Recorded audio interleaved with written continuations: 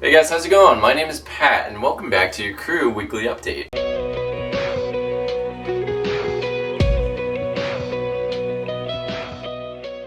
Let's get started. Today I have two people talking about what we did the last week of Summer Crew. First I have Abe. He was at the Crew Weekly meeting and Bible study, so he's just going to give you a short summary of what we learned last week. Take it away, Abe. Hey guys, my name's Abe. Stephen led us in a great Bible study where we kind of looked more at Saul. So we're in a series of exploring first three kings of Israel, or three of the early ones, which is Saul, and David, and then Solomon. And so we were on the second week of Saul. And so we kind of recapped briefly the history of the rising of the kingship in Israel, and this week kind of the beginning of Saul's reign and how he made some mistakes in following God and in leading. We began by just kind of brainstorming and talking about what are good qualities of a leader, of a good godly leader, and we kind of threw those around, and then pointed out that for none of those reasons was Saul chosen to be king by the people, but rather for appearance, for stature, for kind of popularity. And we saw how that kind of led to a lot of mistakes that Saul made as a king early on. One of the main ones being that when they were in trouble and they were fighting in battle, they were outnumbered, his army, his people were fleeing from him. Saul decided to, in kind of a last effort, just kind of throw up a sacrifice in a way that was not ceremonious and did not trust the word of God. And Samuel had told him that he would be there on the seventh day. Samuel got back and Saul kind of tried to justify his actions of not faithfully trusting God.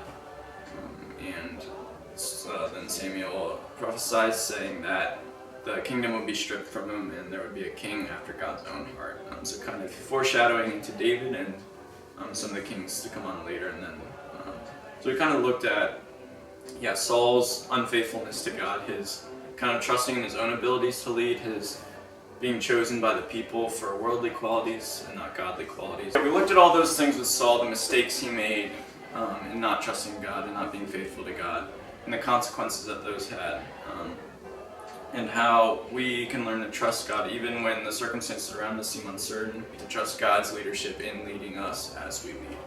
And so I hope you can come out to next week. We'll kind of be finishing up Saul, and there's kind of an interaction between him and David that is very interesting. We'll kind of see the beginning of that transition into the king after God's own heart.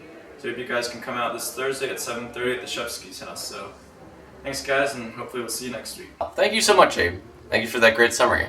Next I have James. He was at the community teams event, which was a picnic at a staff person's house. Hey guys, hope everyone's having a great summer. This past Friday we had an awesome cookout and campfire.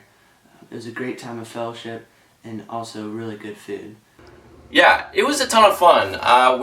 Some people brought donuts, and it was great that Tobin and Cassandra let us use their house and just let us have fun. As we wrap up here, I just want to say thank you guys for watching.